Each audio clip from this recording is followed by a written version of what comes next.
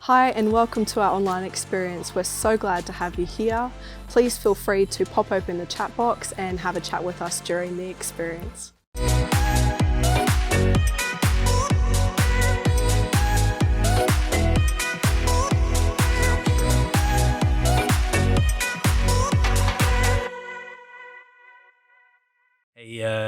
As you're no doubt aware, sitting at home scrolling the gram, scrolling Facebook, etc., the meme game around the COVID-19 stay-at-home, quarantine, isolation is strong, remains strong, maybe even getting stronger. And so we thought we'd show you a few of our favorites over the last couple of weeks. Segment we're calling Quarant Memes.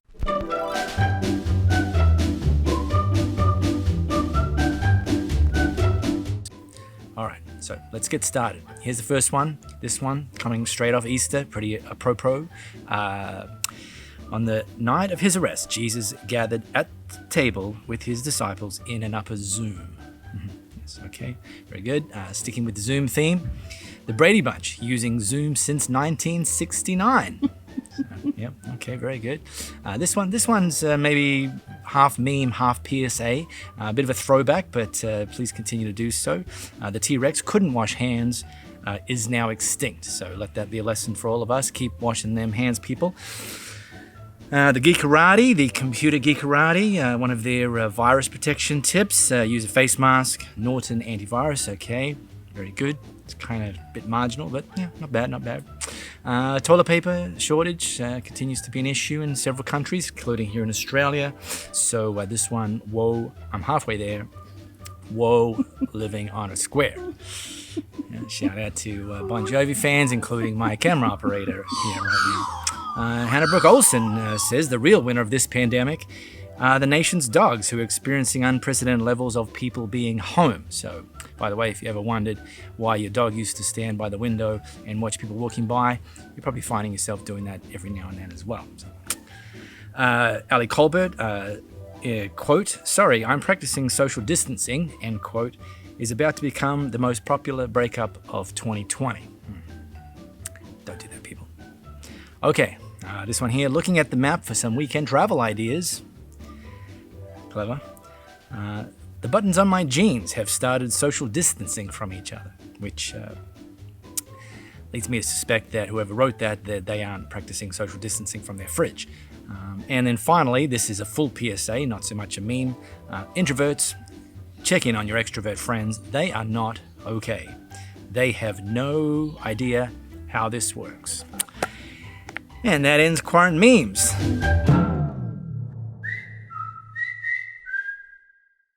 Okay, now before I hand over to our amazing music team, mentioned last week we'd be announcing the winner of our new game, Coronades. I got to say, this is a judgment-free zone, but I still have to say that the level of entrance was pretty poor. So we might roll out part 2 of Coronades next week, give you another chance to play. But we did have a couple of finalists, and the winner is Nettie B. So Nettie B, congratulations. She tuned in with us on Facebook Live. So Nettie, we're going to be sending you a game that you can play while at home, the wonderful game Bean Boozled. So hit us a DM with your postal address. We'll get this out to you. And now handing over to our music team with this week's Quarant Tunes.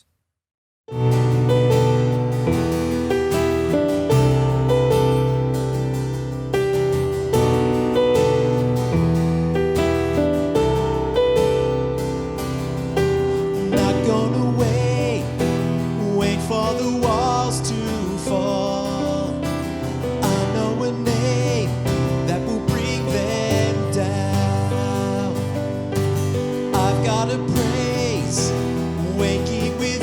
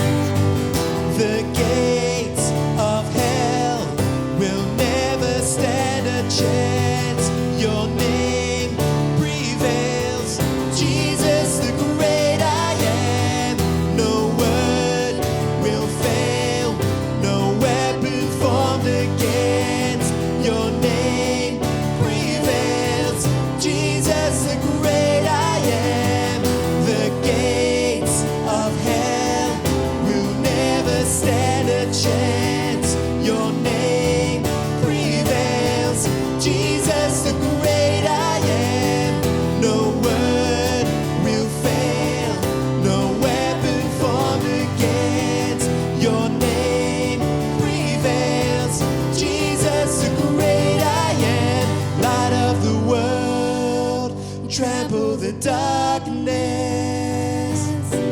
Nothing can stop it. You are the God of the promise. Every word will be accomplished. Nothing can stop it. You are the God of the promise.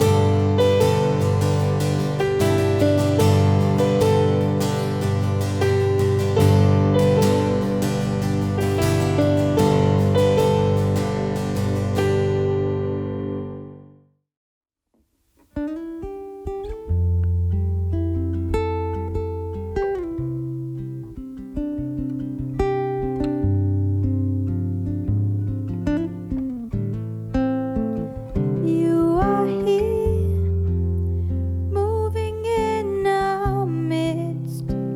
I worship you.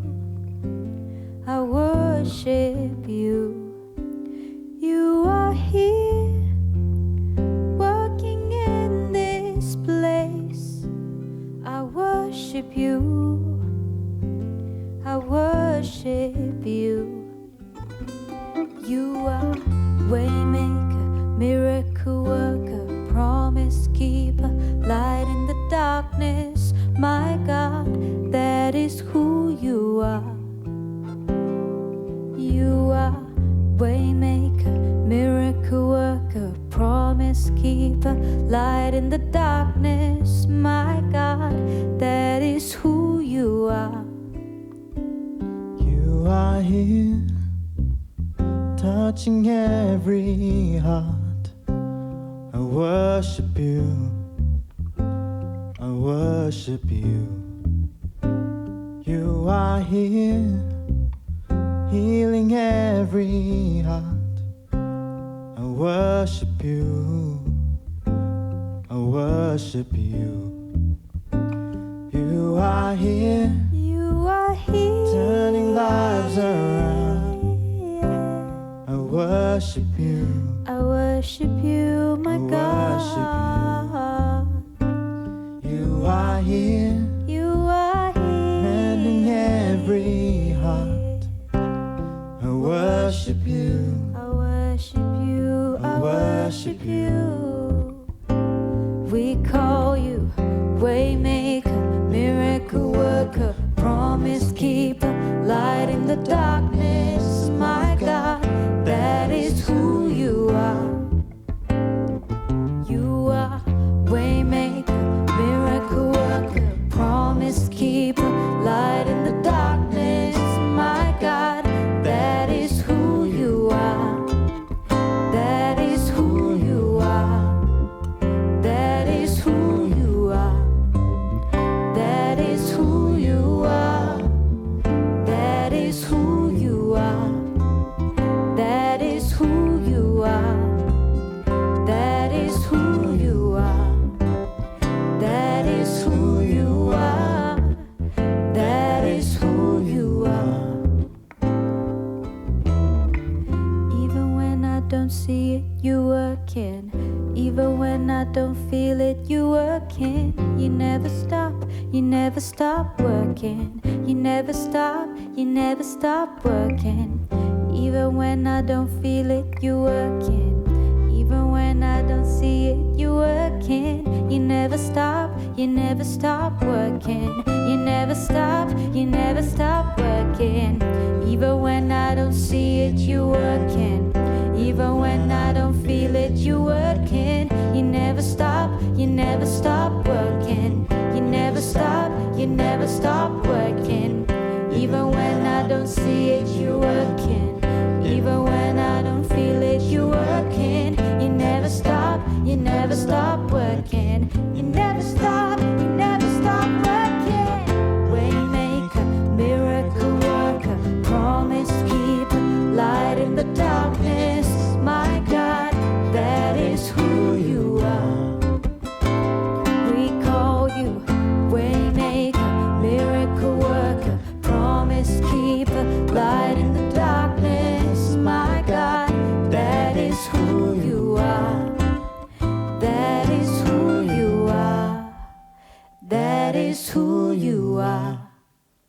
That is who you are.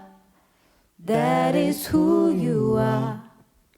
That is who you are. That is who you are. That is who you are. That is who you are.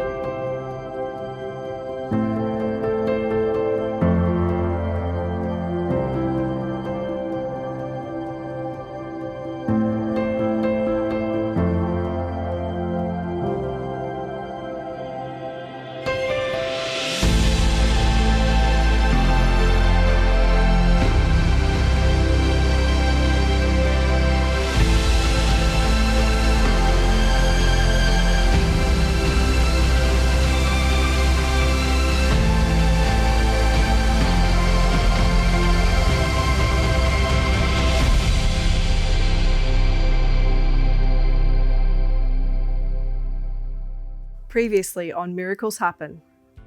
Maybe you're in school, maybe you're in university, or maybe you can remember your days studying. Exam day, that fateful exam day, and you walk into that classroom or you walk into that lecture theater, you sit down and the teacher or the lecturer puts that exam paper in front of you. And you think, well, I don't even know if I believe in God in this moment, but man, if you're real, I'm praying to you and I need a miracle right now. I don't pretend to understand why God seems to answer some prayers, why he seems to do a miracle in some situations and not in others. But I will tell you this, I do believe that God has done miracles. I do believe that God can do miracles, and I do believe that God will do miracles. Fact, life can be messy. Even when you've planned it down to the last detail, things don't always go according to plan. God is a miracle-making God.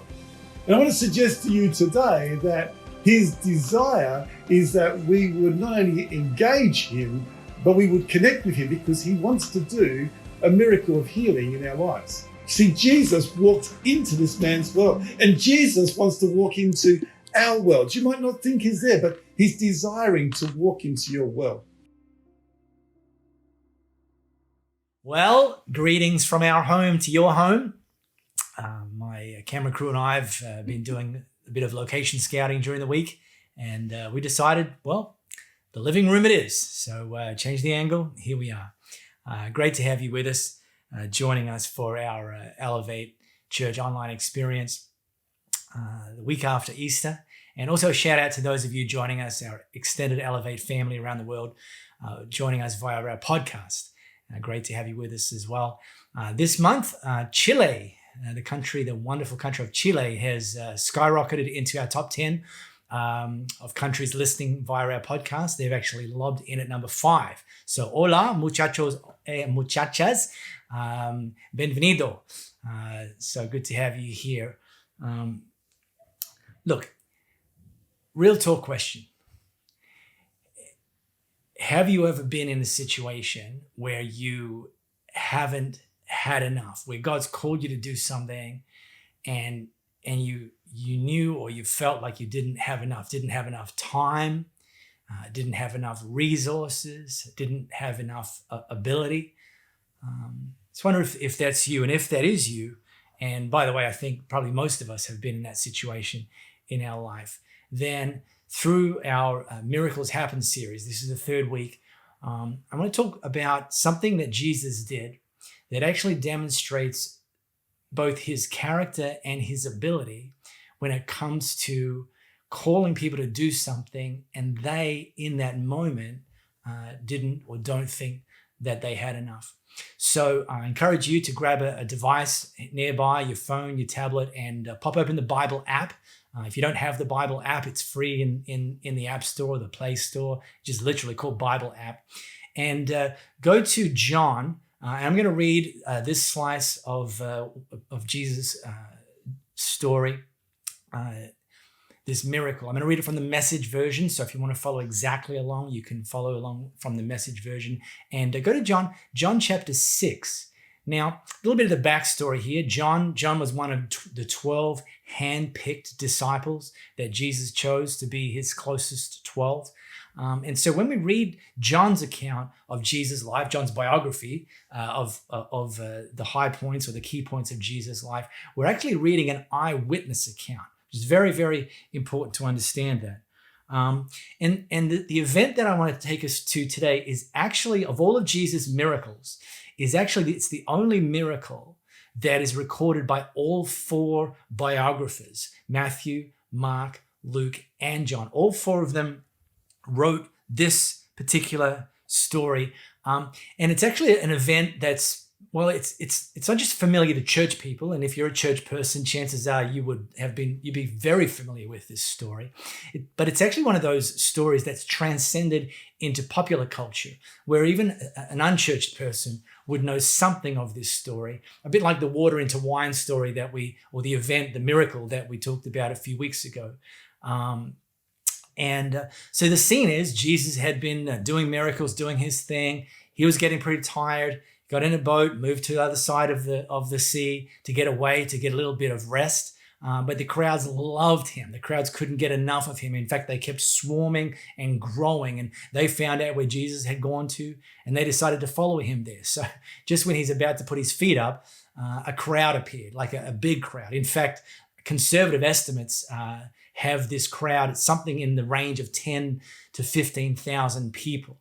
And so I want to airdrop us into this moment. That's the scene. Jesus, he's looking out into a field, 10 to 15,000 people gathered there. And this is what John says and how John picks up the events in that moment. When Jesus looked out and saw a large crowd had arrived, he said to Philip, and Philip was one of the 12 handpicked, "Where can we buy bread to feed these people?" Now, Jesus said this to stretch Philip's faith, because Jesus already knew what he was going to do. Now, as I mentioned, all four biographers of Jesus' public life, Matthew, Mark, Luke, and John, record this miracle that we're going into today.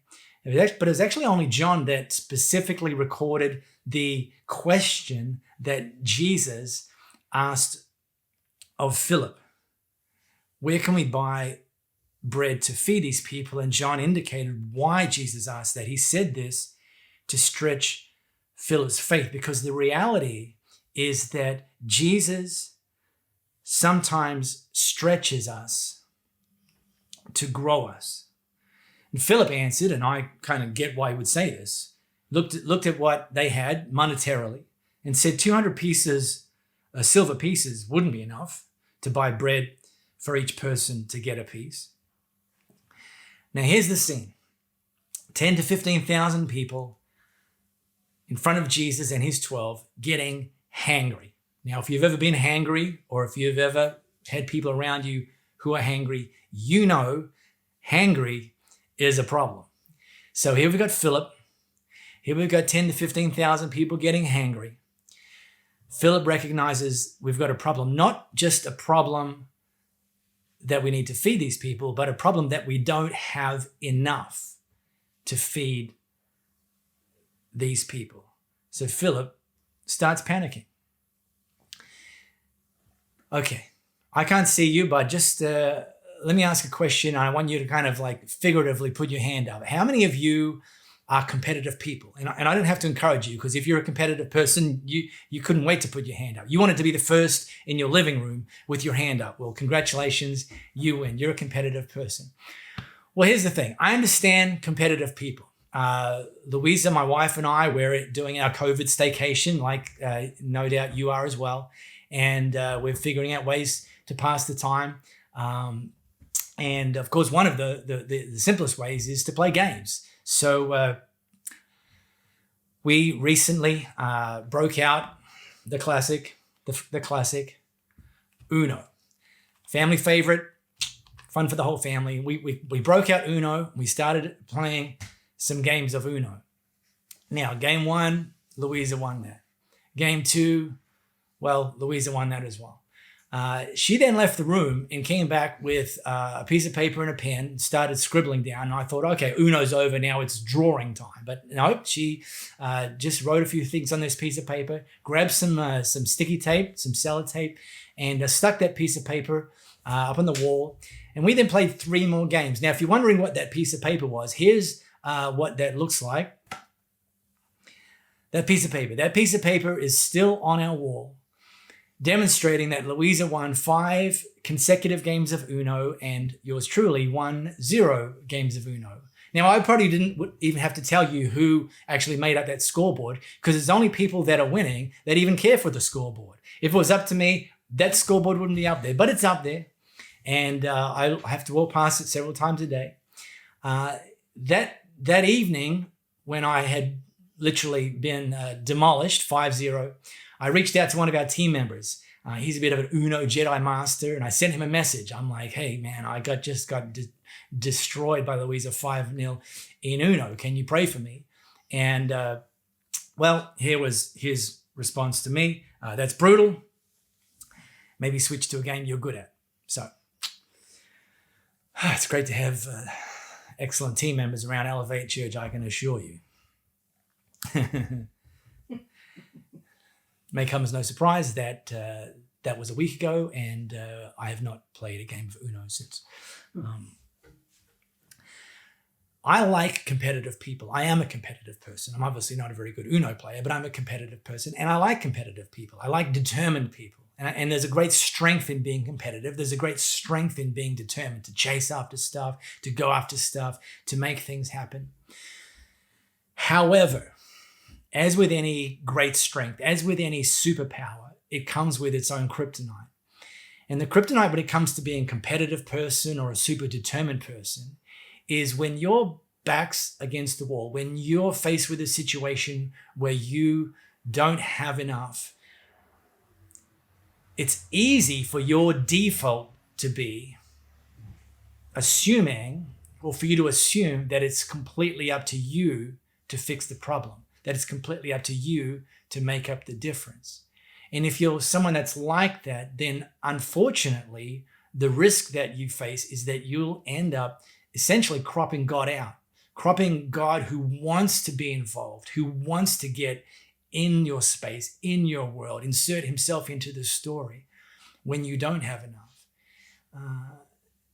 And so this is what we're faced with now. Jesus has asked his closest 12, what do we have? We need to feed these people. And Philip and the others, they realize, well, we don't have enough. And it would be it'd be kind of obvious for you and I, if particularly church people, for us to think, well, the easy solution is he's just going to rain down bread from heaven. And by the way, he's done that in history. And the reason we might default to that is because many of us have been brought up with what I would consider to be a one-dimensional perspective when it comes to blessing. And it's simply this: blessing equals more. Blessing equals more. More money, more time, more ability. Blessing equals more. And yet, we're seeing a situation where Jesus is asking something of his followers that's way beyond what they've got. And if you think that this is something that Jesus is actually putting on them, then this flies in the face of blessing equaling more. In fact, this is actually looking like blessing equaling less. And I want to put it to you, just this idea that sometimes God blesses us with not enough so that we can trust him to demonstrate that he is more than enough in our lives. So John, let me just recap, bring this all together. I want us to really get a clarity on the scene here. And the scene, one of the problems about this scene is if you're overly familiar with the story, you know how it ends and you can miss the significance of this moment. So just pretend for a moment you don't know how it ends and just insert yourself in this part of the story. So here's the scene. Let me recap. When Jesus looked out and saw that a large crowd had arrived, he said to Philip, "Where can we buy bread to feed these people?" We said this to stretch Philip's faith because he already knew what he was going to do. And Philip answered, 200 silver pieces wouldn't be enough to buy bread for each person to get a piece. And I would guess that it's pretty easy for you in this moment to think about a situation or a season in your life where you could very much relate to Philip, where God was calling you to something and you looked at what you had and you concluded that the little that you had or whatever it was you had was definitely not enough to do what God was calling you to do. And the question in this moment, and you may have faced it in the past, and by the way, you're probably going to face it again in the future. The question in this moment is a real simple one. What's the next move? You've looked, you've been brutally honest. The fact is, based on my perspective, I don't have enough. Okay. What's the next move? Because quitting's an option. But it's not the only option. And so John continues to record this event. One of the disciples, it was Andrew, brother to Simon Peter, said, there's a little boy here who has 5 barley loaves and 2 fish. Yeah, so, right, I get it. That's just a drop in the bucket for a crowd like this. One kid's lunchbox. Now, you can read a lot of leadership books. You can go to some leadership conferences, et cetera, et cetera. And I've done that over the years.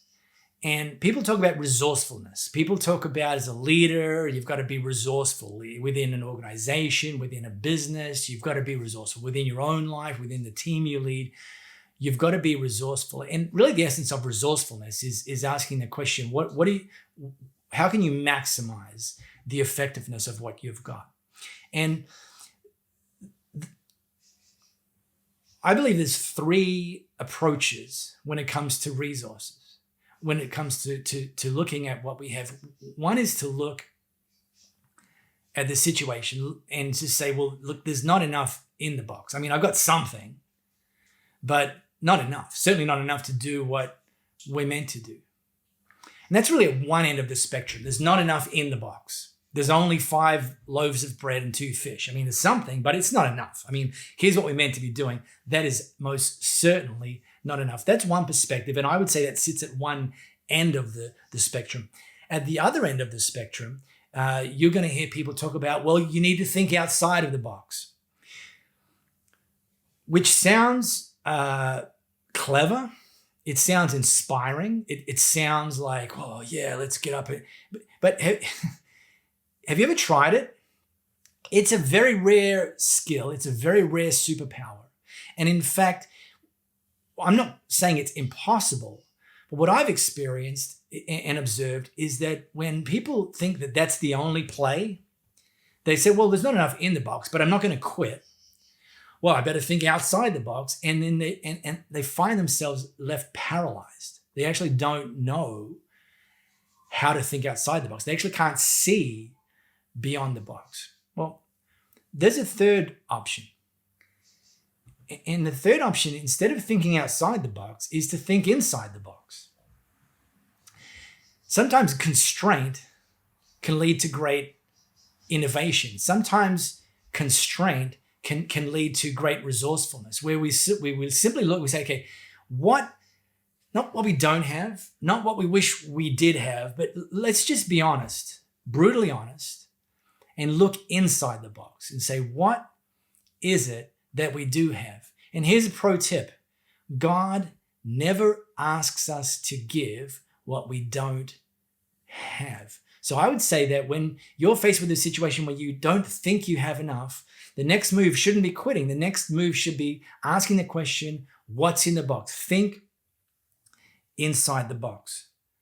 And John continues. Jesus said, well, all right, make the people sit down. And there was a nice carpet of green grass in this place. And they sat down, about 5,000 on them, which is 5,000 men. And then there would have been some women and children, 10 to 15,000. And then Jesus took the bread and having given thanks and gave it to those who were seated. He did the same with the fish, and all of them ate as much as they wanted. When people have eaten their fill, he said to his disciples, gather the leftovers so nothing is wasted. And so they went to work and filled 12 large baskets with leftovers from the 5 barley loaves. Final thought. There's 10 to 15,000 people gathered there, and they'd gone there intentionally.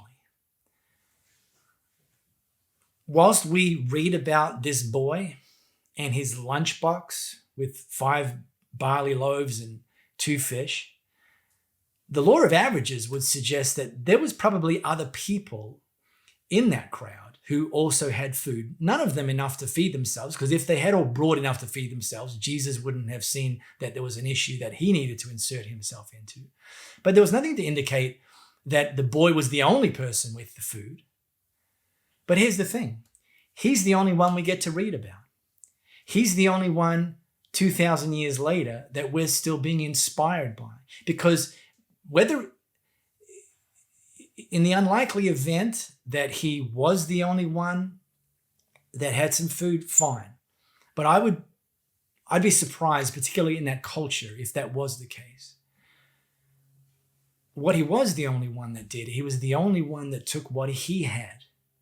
Which, by the way, from the point of view of a young boy, he would have, I think, even been even more doubtful than the grown men who were Jesus' closest 12 as to whether this could do anything.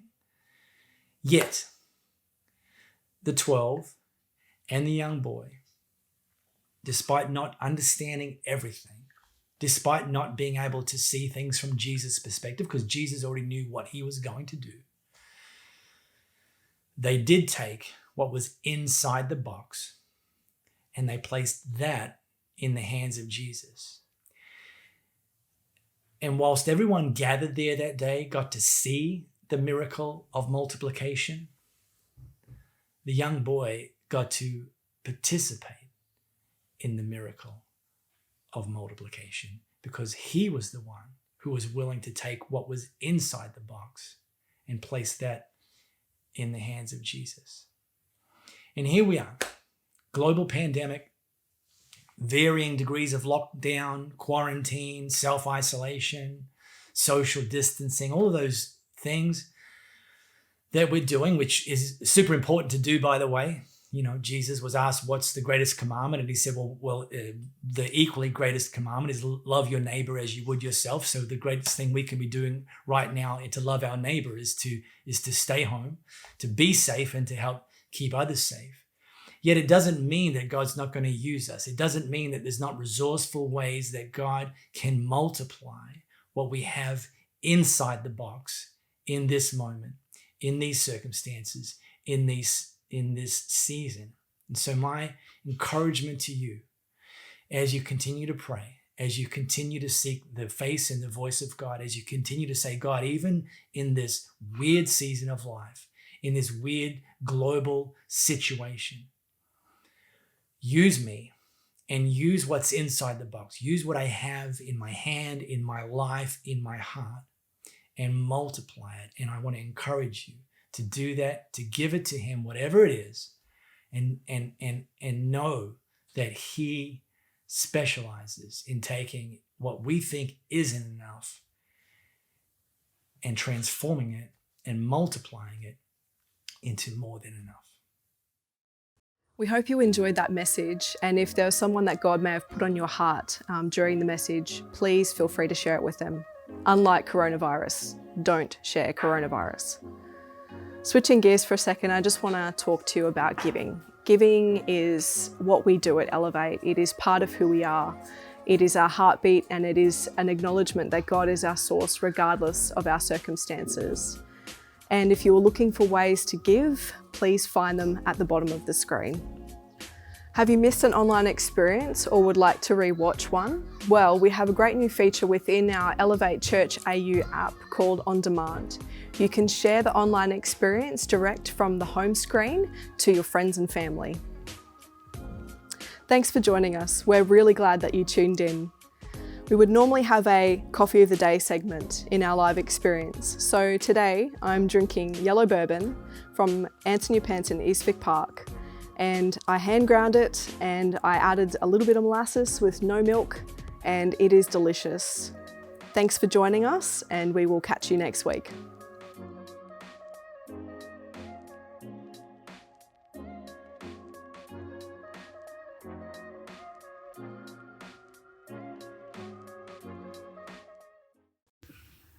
I mean, say 3. 3, 2. And you don't say the 2 and the 1. You go, action. We're going to say action.